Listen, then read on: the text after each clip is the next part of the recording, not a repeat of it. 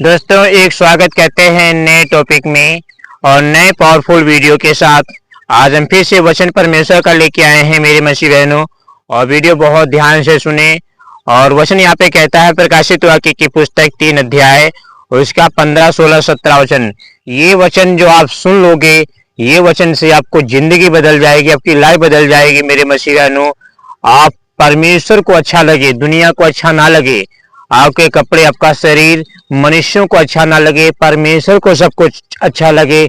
जो भी करे परमेश्वर को खुश करने के लिए क्योंकि करें, क्योंकि हमें मनुष्य लेने के लिए नहीं आ रहे हैं, हमें प्रभु यीशु मसीह के लिए जीवन जीना है, क्योंकि वो खुदा ही हमको लेने के लिए आ रहा है। तुम्हें परमेश्वर को प्रसन्न करना है, मनुष्यों को प्रसन्न करने से कोई लाभ नहीं है। प्रकाशित वाक्य की पुस्तक 3 अध्याय उसका 15, 16 यहाँ पे इसका से लिखा हुआ है। यहाँ पे परमेश्वर कह रहे हैं, क्या कह रहे हैं, कलीसियाओं को समझा रहे हैं, आपको समझा रहे, क्या कह रहे हैं कि मैं तेरे कामों को जानता हूं। यानी प्रभु यीशु मसीह कह रहे हैं कि मैं तेरे कामों को जानता हूं कि तू ना तो ठंडा है, यानी प्रभु यीशु मसीह कह रहे कि तू ना तो भाई ठंडा है ना गर्म है। भला होता कि तू ठंडा हो या गर्म होता। वचन कहता है कि एक मसीही को ठंडा होना चाहिए या तो गर्म होना चाहिए, या तो पाप करे या तो फिर पवित्र जीवन जिए, या तो कलीसिया जाए या तो मंदिर जाए। एक इंसान को एक ही नाव पे पांव रखना चाहिए। दो नाव के ऊपर अगर पांव रखोगे तो डगमगाएगी नाव और आप भी गिर जाओगे।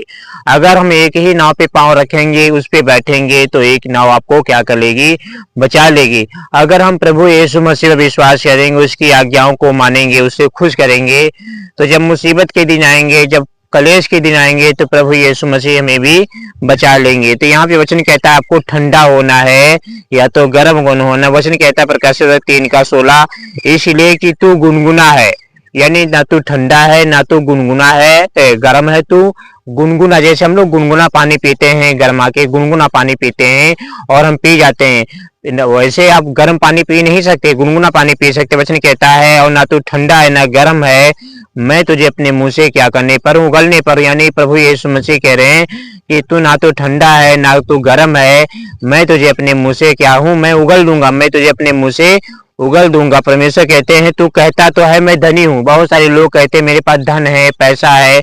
कलीसिया कहती है मेरे पास धन है, बहुत ज्यादा धन दौलत है। हम लोग कहते हैं मेरे पास धन है, पैसा है, गाड़ी है, प्लाट बंगला है।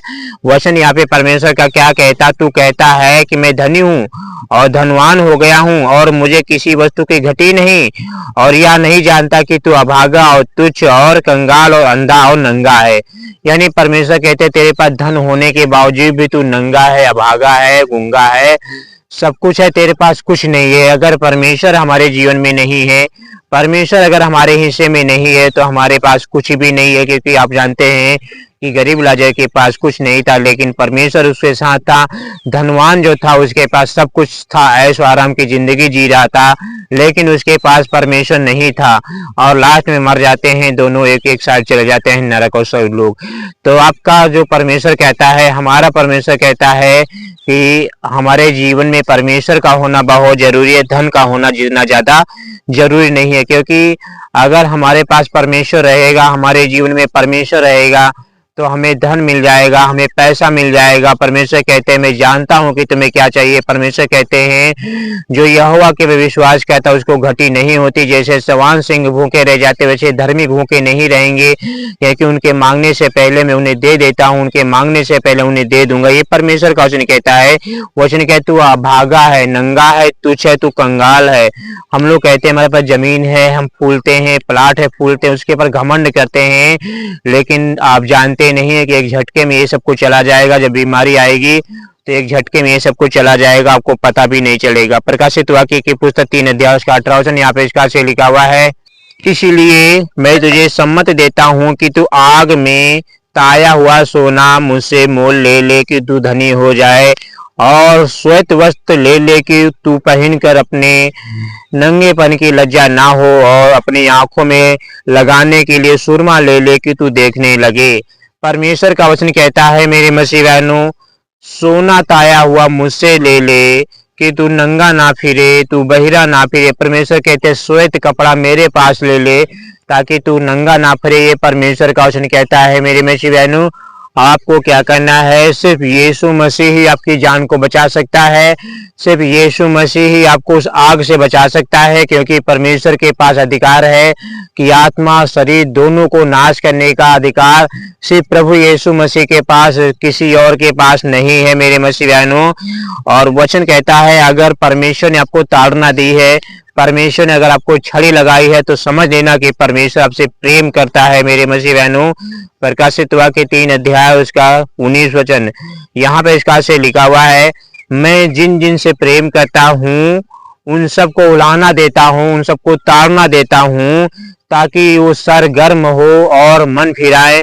ये परमेश्वर का वचन कहता है, वो खुदा कहता है कि मैं जिन जिन से प्रेम करता हूँ उनको क्या कहता हूँ, मैं उलाहना देता हूँ, मैं ताड़ना देता हूँ, ताकि सरगर्म हो और मन फिराए। परमेश्वर क्या कहता है, हमें ताड़ना देता। किस बात पे ताड़ना देता है? जब हम गलत रास्ते पे जाते हैं, हम प्रार्थना नहीं करते हैं, हम चर्च नहीं जाते हैं, हम आज्ञाओं को नहीं मानते हैं, गलत बातें बोलते हैं, तो यीशु मसीह हमें क्या करता है, ताड़ना देता है, छड़ी मारता है, कोड़े लगाता है, ताकि हम सही रास्ते पे आ जाएं।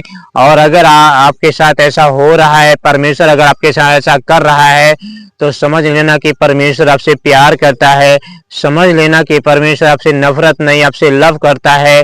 वो सर्वशक्तिमान आपसे बहुत ज्यादा प्यार करता है। ये परमेश्वर का वचन कहता है मेरे मसीह भाई। यहाँ पे वचन कहता है, देख मैं द्वार पर खड़ा हुआ खटखटाता हूँ, यदि कोई मेरा शब्द सुनकर द्वार खोलेगा तो मैं उसके पास आऊंगा और भोजन भी करूंगा। परमेश्वर क्या कह रहा है, द्वार खटखटा रहा है, आपको बुला रहा है, आपको पुकार रहा है कि मेरे बच्चों मेरे पास आ जाओ, मेरे पास आ जाओ, छिप जाओ, क्योंकि शैतानी आत्माएं मंडरा रही हैं, दुष्ट आत्माएं मंडरा रही हैं, आपको नोचने फाड़ने के लिए आपके पीछे पड़ी हैं। तो हम सिर्फ यीशु मसीह के पंखों की आड़ में बच सकते हैं। हम सिर्फ यीशु मसीह यहोवा के ही पंखों की आड़ में छिप सकते हैं। कोई ऐसी जगह नहीं जहाँ पे हम छिप जाएं, कोई ऐसी जगह नहीं जहाँ पे हम बच जाएं। सिर्फ प्रभु यीशु मसीह ही है जो आपको बचा सकता है। सिर्फ प्रभु यीशु मसीह ही है जो आपको छुड़ा सकता है, बचा सकता है। हर एक गलत काम आप ना करें। तो चलिए हम अगला वचन देखते हैं जो खास आपके लिए हम लेके आए हैं परमेश्वर के वचन से। यहाँ पे परमेश्वर का वचन इस प्रकार से लिखा हुआ है, आप हमारे साथ निकाल सकते हैं। वीडियो को लाइक करें और हमारे यूट्यूब चैनल को जरूर सब्सक्राइब करें और शेयर खूब दबा के करें, ताकि पूरी दुनिया में वीडियो हमारा फैल जाए और परमेश्वर आपको खुशियां देंगे और ढेर सारी आपके घर में आशीष आना स्टार्ट हो जाएंगे। तो चलिए अगला वचन देखते हैं। यहाँ पे इसका से लिखा हुआ है, रोमियो की पुस्तक 13 अध्याय उसका 10 वचन 11 वचन, यहाँ पे इसका से लिखा हुआ है, आप वहां से निकाल सकते हैं। यहाँ पे परमेश्वर का वचन कहता है, तू अपने भाई पर दोष क्यों लगाता है। यानी हम लोग कहते हैं ये गलत है, वो गलत है, वो सही नहीं, वो पास्टर गलत है, वो विश्वासी गलत है, वो मामा गलत, वो माई गलत है। हम क्या करते हैं, हर एक विश्वासी के ऊपर दोष लगाते हैं। परमेश्वर कहते हैं, तू अपने भाई पर दोष क्यों लगाता है, या फिर तू क्यों अपने भाई को तुच्छ जानता है। हम सब के सब परमेश्वर के न्याय आसन के सामने खड़े होंगे, क्योंकि लिखा है 11 वचन। यहाँ पे वचन कहता है कि हम सब के सब क्या होंगे, परमेश्वर के न्याय आसन के सामने खड़े होंगे। हम लोग दोष लगाते हैं अपने भाई पे, रिश्तेदार पे, भाई बहनों पे। हमें क्या करना है, दोष नहीं लगाना है मेरे भी ये गलत वो, ये सब जांचना परमेश्वर के हाथ में, ये सब करना परमेश्वर के हाथ में। खुद परमेश्वर करेगा। हम एक दूसरे का न्याय ना करें, हम एक दूसरे को गंदी बातें ना बोले, हम एक दूसरे से प्रेम करें, हम एक दूसरे की बातों को माने, हम एक दूसरे से नफरत ना करें, हम एक दूसरे से प्रेम करें, लव करें मेरे मसीह बहनों। ये परमेश्वर यहोवा का वचन कहता है। 11 वचन क्योंकि लिखा है, यानी वचन कहता है कि लिखा है। प्रभु कहता है, मेरे जीवन की सौगंध की हर एक घुटना मेरे सामने टिकेगा और हर एक जीव परमेश्वर का अंगीकार करेगी। 12 वचन, इसलिए हम में से हर एक परमेश्वर को अपना अपना लेखा देगा। यहाँ पे वचन क्या कहता है, क्योंकि लिखा है, यानी वचन कहता है बाइबल में लिखा। कहाँ लिखा है, प्रकाशित वाक्य की पुस्तक में नहीं लिखा है, यहूदा की पुस्तक में नहीं लिखा है, ये मेरे मसीह वचन कहता है पुराने नियम की पुस्तक में लिखा हुआ है कि प्रभु कहता है कि मेरे जीवन की सौगंध की हर एक घुटना मेरे सामने झुकेगा। यानी हर एक इंसान झुकेगा। कब झुकेगा, जब 7 साल का कलेश काल आएगा तब झुकेगा। न्याय जब होगा तब झुकेगा। हर एक इंसान यीशु मसीह के सामने न्याय जब किया जाएगा तो धकेला जाएगा, नरक में डाला जाएगा, तो वो क्या करेंगे, हाथ पैर जोड़ेंगे, रोएंगे, पछताएंगे, चिल्लाएंगे, दांत पीसेंगे, रोएंगे, कहेंगे प्रभु यीशु मसीह मुझे माफ कर दो, मुझे नरक में नाम डालो। तो उस समय क्या करेंगे, हर एक जीव जो होगी परमेश्वर का अंगीकार करेगी, हर एक जीव परमेश्वर का नाम लेगी। अभी कोई प्रभु यीशु मसीह का नाम नहीं ले रहा, अभी कोई यीशु मसीह की आज्ञाओं को नहीं मान रहा है, तो उस समय क्या हाल होगा, उस समय सब लोग यीशु मसीह का अंगीकार करेंगे, जीव लेंगे, क्योंकि वचन कहता है कि हम में से हर एक परमेश्वर को अपना अपना लेखा देगा और यीशु मसीह क्या करेगा, सबका न्याय कर देगा। ये परमेश्वर का वचन कहता है मेरे मसीह बहनों, आप परमेश्वर के पीछे चलें, और क्योंकि परमेश्वर आपसे बहुत प्यार करता है। यहाँ पे परमेश्वर का वचन कहता है रोमियो की पुस्तक 14 अध्याय उसका 13 वचन और 14 वचन, यहाँ पे इसका से लिखा हुआ है, वीडियो को शेयर कर दीजिए। अतः आगे को हम एक दूसरे पर दोष ना लगाएं, पर तुम यह ठान लो कि जो कोई अपने सगे भाई के सामने ठेस या ठोकर का कारण रखे, मैं जानता हूँ और प्रभु यीशु मसीह मुझे निश्चय हुआ कि कोई वस्तु अपने आप से अशुद्ध नहीं, परंतु जो उसको अशुद्ध समझता है उसके लिए अशुद्ध है। यदि तेरा भाई तेरे भोजन के कारण उदास है, तो फिर तू उसे प्रेम रीति से नहीं चलता जिसके लिए मसीह मरा, उसको तू अपने भोजन के द्वारा नष्ट करता है। परमेश्वर यहाँ पे कहते हैं आपका भाई हो या पड़ोसी हो या रिश्तेदार, आपको क्या करना, आपको उससे प्रेम करना है। आपको जो चिकन मटन है उससे लड़ाई झगड़ा ना, आपके भोजन के द्वारा लड़ाई झगड़ा ना हो। जो भोजन हमारे अंदर जाता हो मनुष्य को अशुद्ध नहीं करता है, सिर्फ अशुद्ध करता है तो जो हमारे मुंह से गंदी बातें बोलते हैं, जो हम दुष्ट बातें बोलते हैं, वो सामने वाले मनुष्य को क्या करता है, अशुद्ध करता है, वो सामने वाले मनुष्य को अच्छा नहीं लगता है। तो परमेश्वर का वचन कहता है मेरे मसीह बहनों, परमेश्वर के मुंह से जो मनुष्य के मुंह से जो गंदी बातें निकलती है वही मनुष्य को अशुद्ध करते हैं। तो चलिए अगला वचन देखते हैं, रोमियो की पुस्तक 13 अध्याय उसका 13 वचन, यहाँ पे इसका से लिखा हुआ है, जैसा दिन को शोभा देता है वैसा ही हम सीधी चाल चले।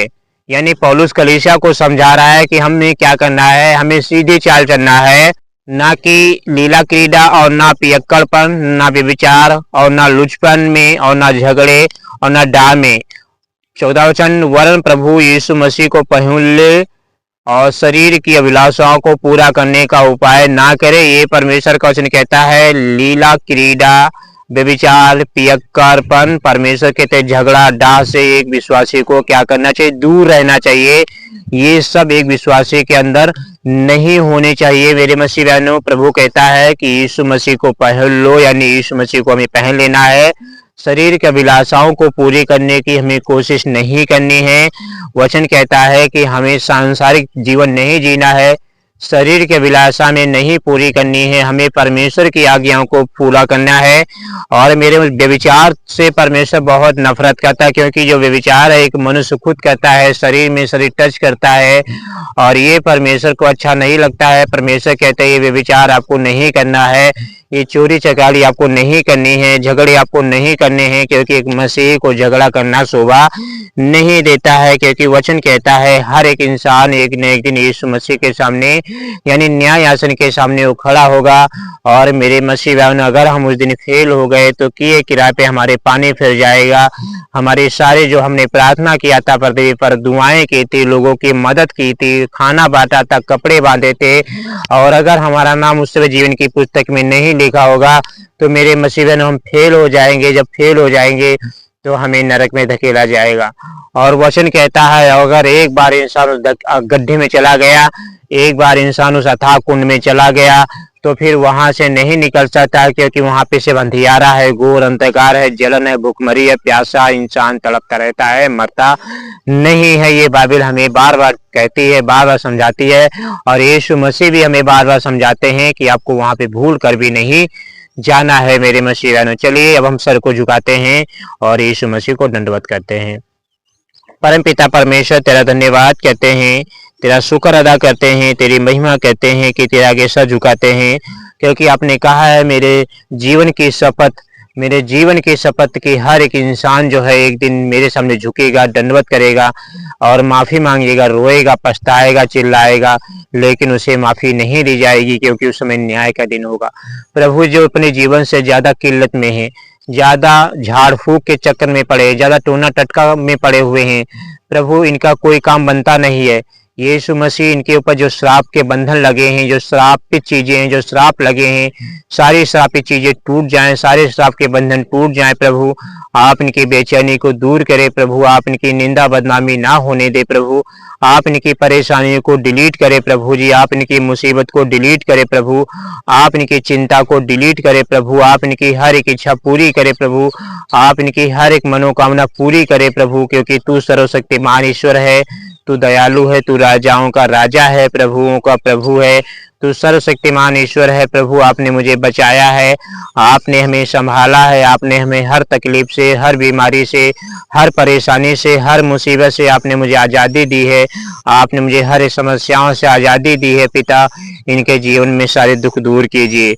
हालेलुया, धन्यवाद करें और राजाओं के राजा की प्रार्थना सुने और करें, क्योंकि राजाओं का राजा आ रहा है, सर्वशक्तिमान परमेश्वर आ रहा है, वो न्यायकर्ता परमेश्वर आ रहा है। प्रभु जी, हम प्रार्थना करते हैं कि इनकी लाइफ बदल जाए, इनकी जिंदगियां बदल जाएं प्रभु जी, और आप इनकी इच्छाओं को पूरी करें, क्योंकि ये मन मार के रहते हैं प्रभु। आप इनके पर दया करें, यीशु के नाम से प्रार्थना को मांगते हैं, आमीन।